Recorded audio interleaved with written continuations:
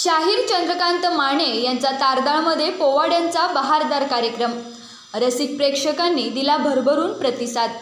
तारदाळ तालुका हातकणंगले येथील ग्रामदैवत शिरकाई देवी नवरात्र उत्सवानिमित्त स्वर्गीय सदाशिव खोत सेवाभावी संस्था खोतवाडी यांच्या विद्यमाने शाहीर चंद्रकांत माने यांचा प्रबोधनपर पोवाड्यांचा कार्यक्रम छत्रपती शिवाजी महाराज चौक येथे रविवारी मोठ्या उत्साहात संपन्न झालाय।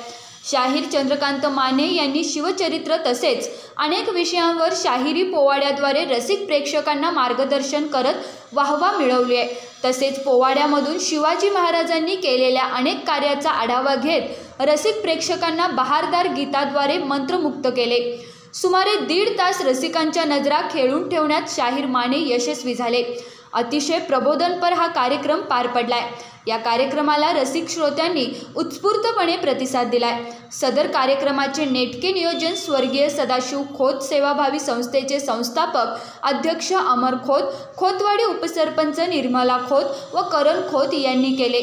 कार्यक्रमाची सुरुवात छत्रपती शिवाजी महाराज यांच्या मूर्तीस पुष्पहार अर्पण करून श्रीफळ वाढून करण्यात आलाय।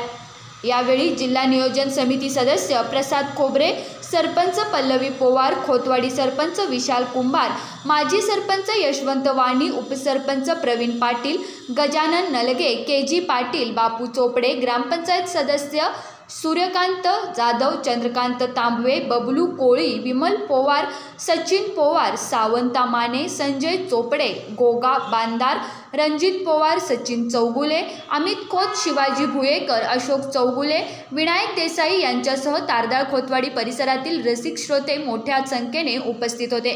कार्यक्रमाचे सूत्रसंचालन रणजित माने यांनी केले। चॅनलला सबस्क्राइब करा आणि परिसरातील ताज्या घडामोडी सर्वात आधी बघण्यासाठी बेल आयकॉनला क्लिक